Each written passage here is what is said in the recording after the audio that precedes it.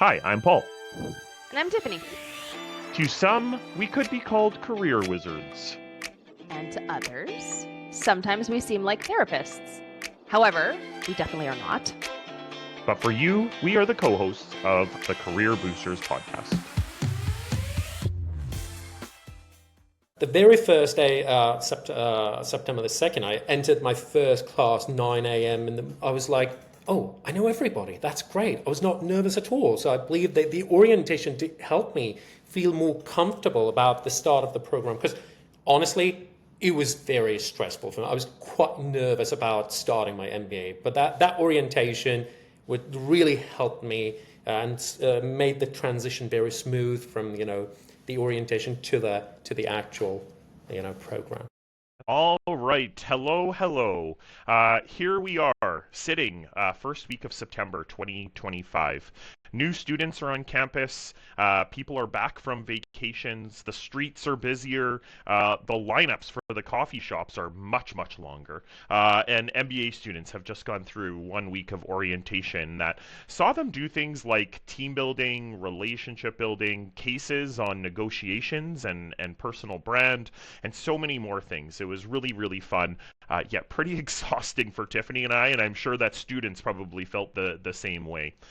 With all that being said, we believe so much in the importance of building relationships with people that you are going to be in class with, and starting to understand and learn about yourself and reflect upon the way that you show up, and not only how you're going to help the student, or how this helps the students in the MBA program, but very much help them in the world of work, both globally and even here in Edmonton or in Canada.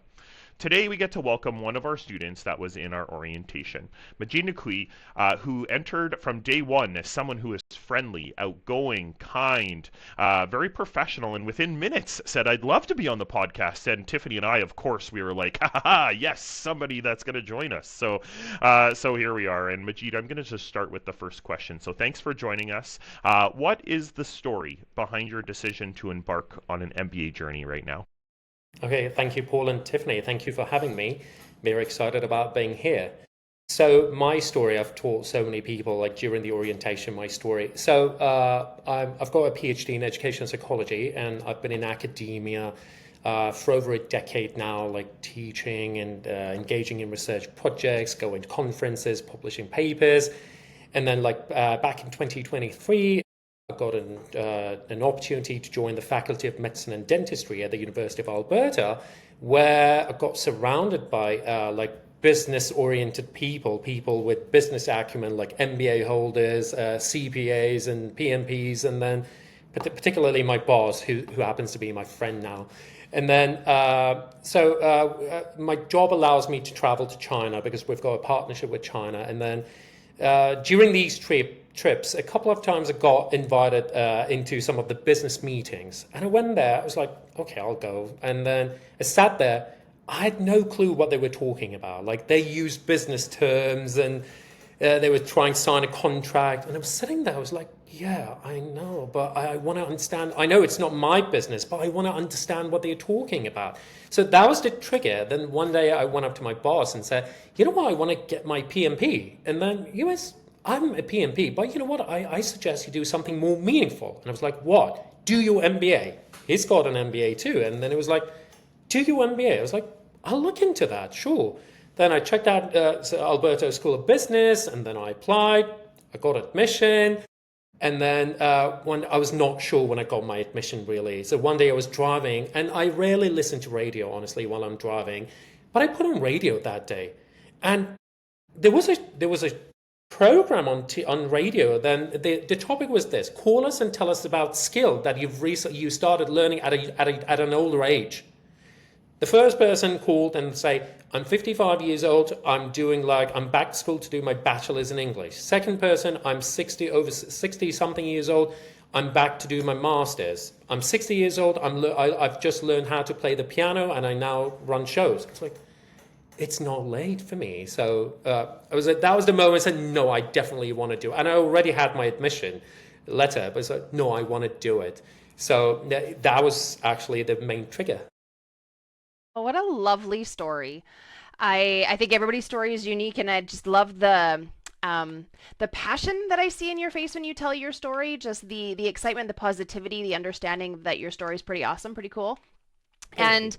And I heard two things that I thought were really interesting. I think quite often we think our life is this like one puzzle and that life is just putting pieces in just one puzzle. But what I heard you say is that for a while your puzzle was kind of complete. You'd put all your pieces together and then life shifts and you're like, oh no, wait, now there's a missing piece. And how often do we maybe even not realize the opportunity to kind of like reshuffle our puzzle pieces or make a new puzzle out of life rather than figuring, nah, I put all my pieces together, like I'm good. So welcome to your maybe missing puzzle piece. Happy to have you.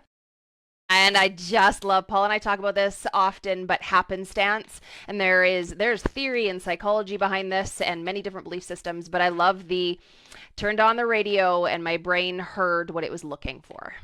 And actually, I would offer maybe your heart or gut also heard what you were looking for, which is pretty cool. I would love to hear your take on what you just experienced last week, which is MBA orientation. It's a thing, but I'd love to hear about it in your own words. What was it like? Indeed, it's a thing. So overall, I found it inspirational and motivating. Like for me, I can describe the orientation as a balanced mixture of academic preparation, networking opportunities, and team building activities. So I got to meet my cohort. I mean, I'm just going to spend at least 2 years with a lot of these people. And then the very first day, September the 2nd, I entered my first class, 9 a.m. And I was like, oh, I know everybody. That's great. I was not nervous at all. So I believe that the orientation did help me feel more comfortable about the start of the program. Because honestly, it was very stressful for me. I was quite nervous about starting my MBA. But that orientation would really help me and made the transition very smooth from, the orientation to the actual, program. It's amazing. And, I think the one thing that, people tell me this all the time, like, I would never have known that you were nervous. Like, you were walking around and shaking hands and meeting people and really being somebody that other students were going to, which I think is amazing. And I loved you started parking yourself on chairs beside people and just chatting with them and learning about them, and talk about like a person that can really help you feel like safe, and that, just as you're feeling nervous, others are going to feel the same way, right? And I think you definitely managed that in an amazing way. I'd love to hear from you. So you've been working at the university for quite some time. You've been familiar with like orientations before, but what are your experience with other, like some of these other large like learning events, or through your professional educational journey? What has that been like compared to what you just experienced for the MBA program? Well, for the orientation experience, I can just compare it to academic conferences. I attend one academic conference, at least one academic conference a year. So I've been comparing these two events, and I realized that I get to push myself out of my comfort zone to create networks when I go to a conference. And then similarly, during the orientation, that's what I was doing. I was meeting a whole bunch of new people that I hadn't met before, and then I was like, oh, I need to push myself out of the comfort zone and get to know people, connect with them. Although there are some differences. For example, at a conference, you get to connect with a broader academic community. Whereas like during the orientation, I could immediately create a sense of belonging to a group that I'm going, like I said, I'm going to spend at least a couple of years with a majority. So yes, there is quite several similarities I noticed.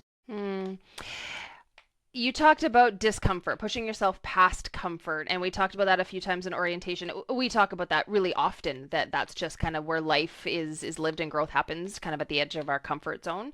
How did you prep for that, either knowingly beforehand or even like in the moment when perhaps things were getting perhaps extra uncomfortable? What'd you do to help yourself through that? So you mean preparation for the orientation, right? Sure, or during even.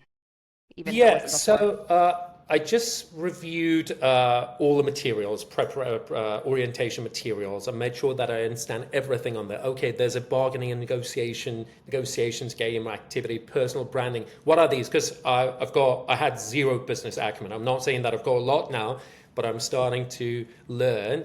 And then I even prepared my elevator pitch. I was like, okay, I've got like 60 to 90 seconds to present myself to my cohort. So I showed up for the orientation well prepared because I had certain goals. The most important one was to build connections and connect with my cohort because I knew that I was going to work with them on multiple projects.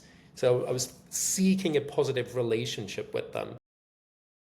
I'm curious if that preparation is probably maybe a bit table stakes. People prepare in different ways, and some don't at all.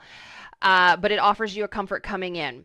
If you think back to orientation, when we offered some things that you weren't prepared for, and we offered some new things this year that were a little, Paul's smirking. I even surprised Paul on an activity or two that I didn't tell him we were going to do, and I knew was going to be uncomfortable for people, and I don't want to spoil it, so I'm not going to describe it because I want the same response next year. But when it got uncomfortable in the moment and you weren't prepped for it, how do you deal with that? Well, I entered the orientation with a mindset that I'm not supposed to master every single piece from this orientation. I'm here to just learn slowly, piece by piece. And I was like, I don't mind saying I don't know or asking questions. So I was prepared to lean on others because I understood that some of my classmates and students in my cohort, they've got a stronger business background than me. I'm very open-minded in that regard that I don't know, can you help me with this? Can you help me with this? Can you help me understand that? So I enter the program with an open mind, the orientation specifically. And yeah, It's awesome, and I'm sure that's probably going to be the goal as you maneuver forward as well, right? Go in and, let the experts be the experts and ask questions to the things that you don't know, but then also contribute what you do know, because I think that, a lot of people think I can just say I don't know, but also I think there's so much value and perspective into sharing what you've gone through. And, I think about your background in whether it's like marketing or communications or whatever it may be. I think there's going to be so much that you can add from like a global business perspective, even though you don't have that business background, you can still add the global perspective, which I think is really wonderful.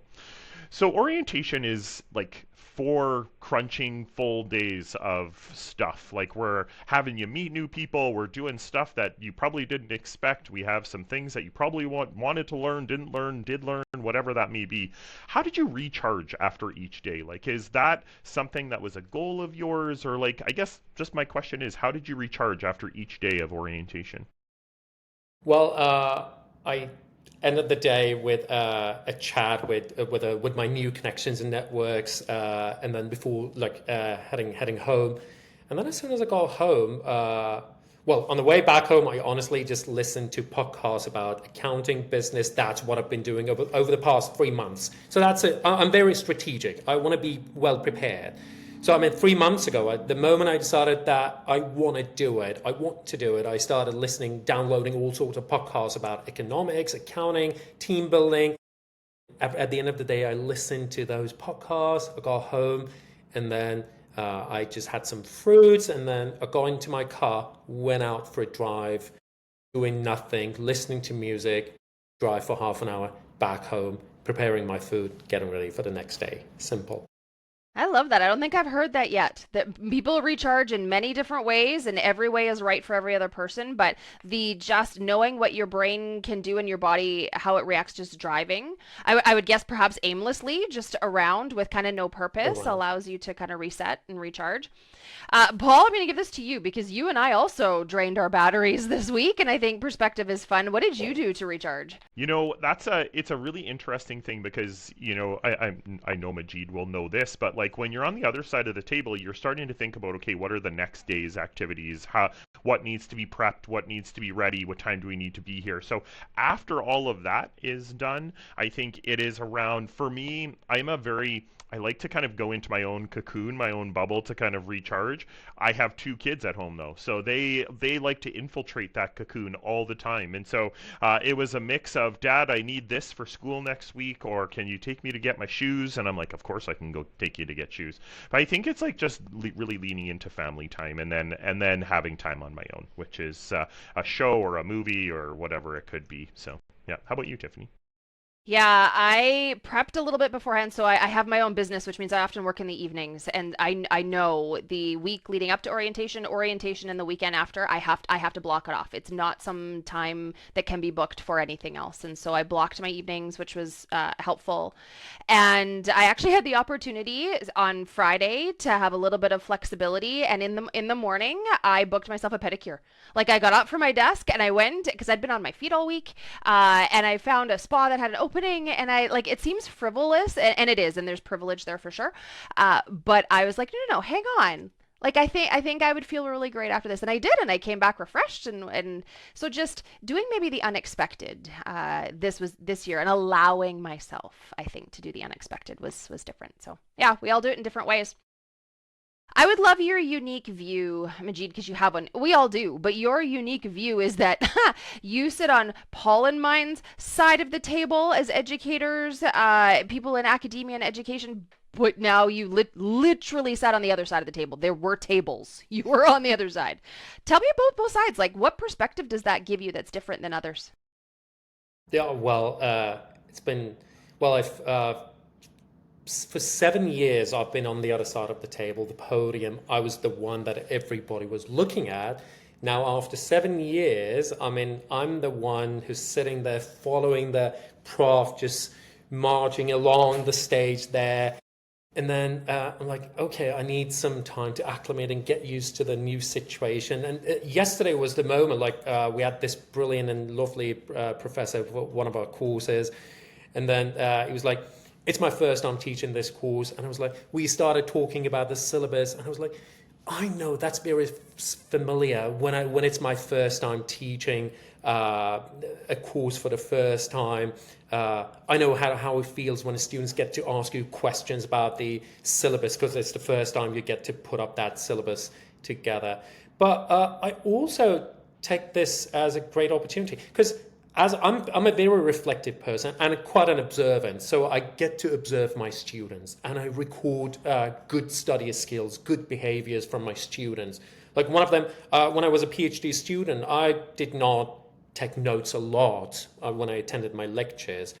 But then as a professor, going on the stage and I looked at my students taking, like, avidly taking notes of anything that I said, I was like, and I started just doing that. It was like, so I get I had the privilege of learning from my students.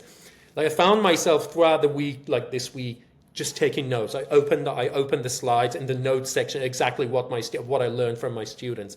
So I see that as actually being able to be on the other side of the podium as an opportunity, actually. Yeah. And I hope you take the opportunity if any of your fellow classmates, hint, hint, wink, wink, nudge, nudge to all of those new MBA students, you could be somebody that they check in with. It's like, what are some best practices when it comes to notes? Because, there are so many AI tools that could record lectures and create class notes for you, but are you learning at that stage by just recording it? Do you need to write down key topics or use the PowerPoint slide and use the notes section? I love how you have different ideas and unique perspectives with that. So that's really Like amazing. personally, for me, it's like I know that there are AI tools for transcriptions, but I'm like when I take notes, I learn better. That's an opportunity for me to process the new information. Yeah. Absolutely. Yeah, I'll very just cool. yes and on that, just in case anyone's listening and feeling a little bit of the urge of doing something that maybe doesn't feel right. I will also offer for some people who write down things, it actually stops their ability to listen. Right? So find the way that works for you. And I love that Majid has the ability to actually have seen many different learner styles, just like Paul and I do, but you do as well. And so maybe that's even just offering what you see in a myriad of ways so that someone can figure out what works for them. That's really cool. Cool. So, Hmm. Majid, in reflection of orientation, what is the moment or learning that kind of stands out to you most? That's kind of Monday through Friday or Thursday last week. What moment stands out to you most? I honestly, I love the bargaining and negotiation activities and the personal branding activity. These two, whether like, especially the personal branding activity, it was the moment that I worked with a brilliant group. It was the opportunity for me to contribute significantly and meaningfully because we were doing like checking I think I shared my reflections with you later on. I was like checking the resume because when I was a student, I worked with Center for Writers. It doesn't exist on campus anymore. I helped students, undergrad and grad students, with their resumes, LinkedIn pages, cover letters, and I was like, oh, I can contribute meaningfully to these things. And the bargaining and negotiation activity was fantastic. It was my first time doing something like that. And I realized that there's something, I've got a little bit of knack for that. I just need to rear it and raise it and develop it over time through like attending lectures. And then I know there's a course on that, on negotiations. I'm like, I definitely want to take that one. So, I mean, those activities actually helped me with planning for the next year, actually, what courses I want to take. Very cool. I love the direct connection to like impact to MBA. And Emily Block's stuff on negotiation is fabulous. It's so experiential. Yeah, I enjoy just watching it. Forget participating. You talked about being really, really reflective. So I have to imagine that there's a whole lot of reflection that just happened in this last week. If you think back over some of that, what's the biggest learning or maybe the biggest aha that's come out of this in reflection for you? Well, the thing is, growth.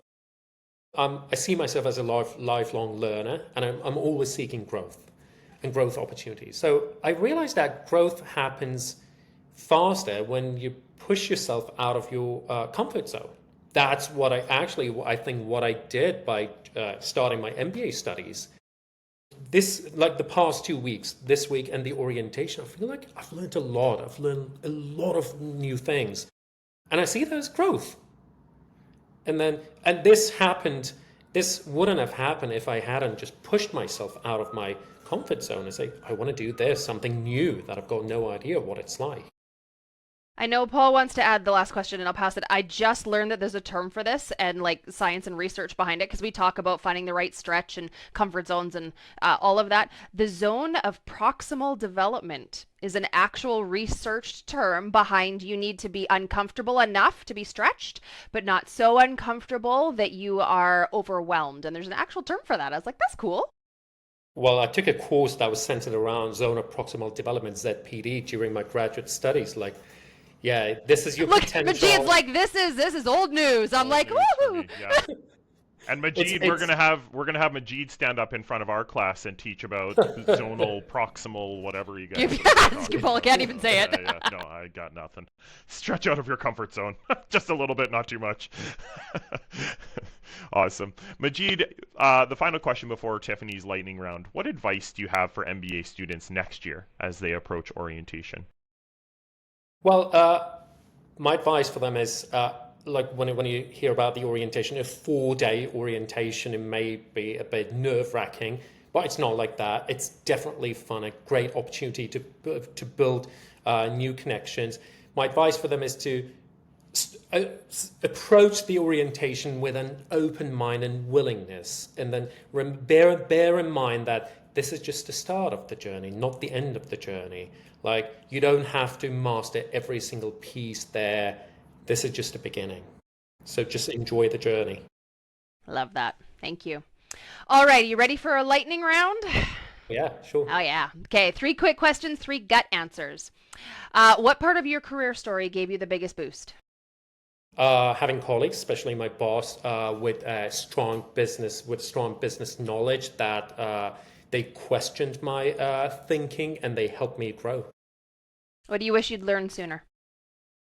That I've got the potential to challenge myself to go towards growth. Very cool.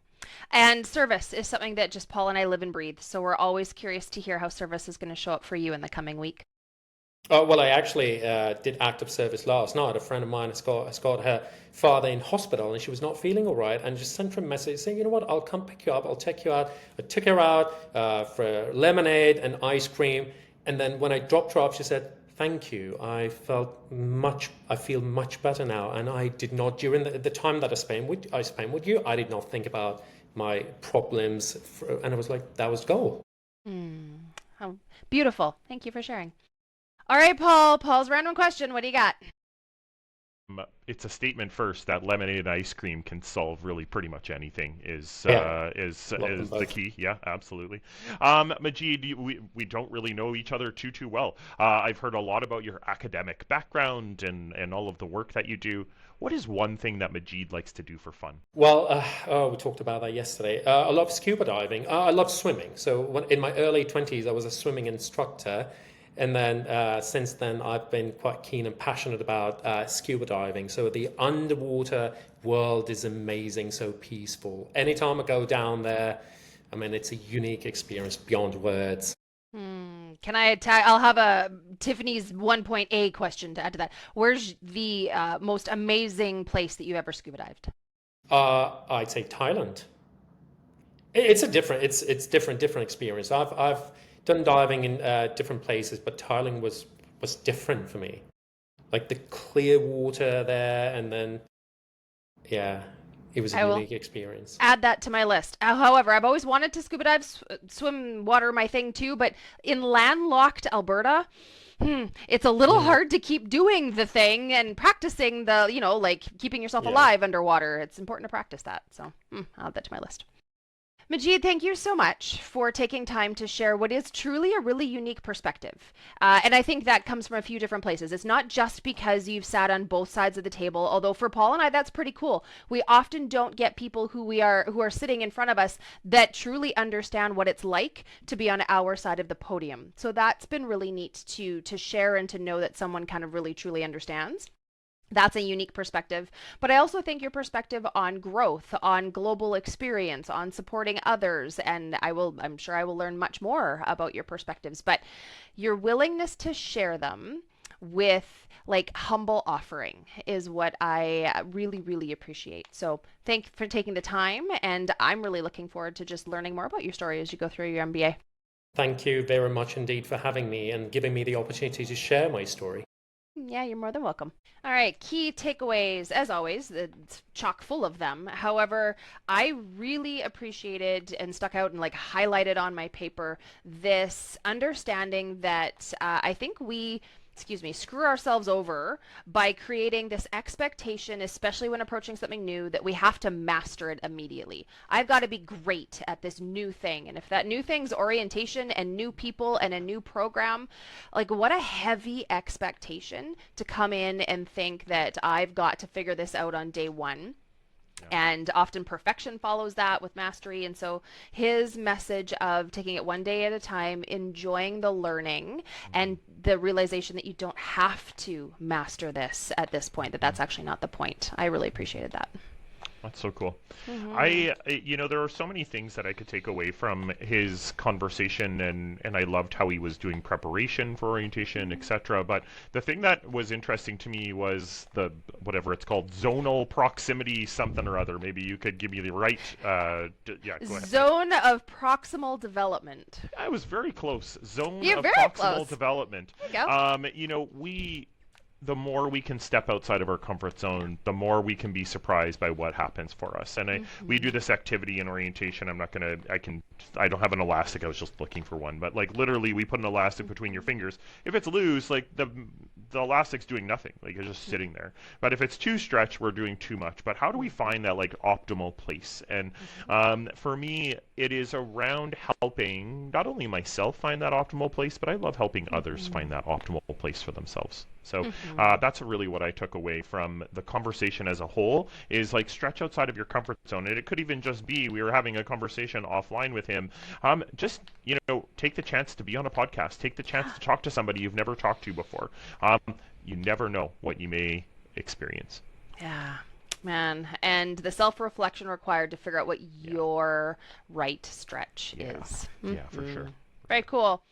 Well, we are off and running. Season 2, that was episode 2, on to episode 3 next week. I won't give us spoilers, but there will be an episode, so we will see you next week.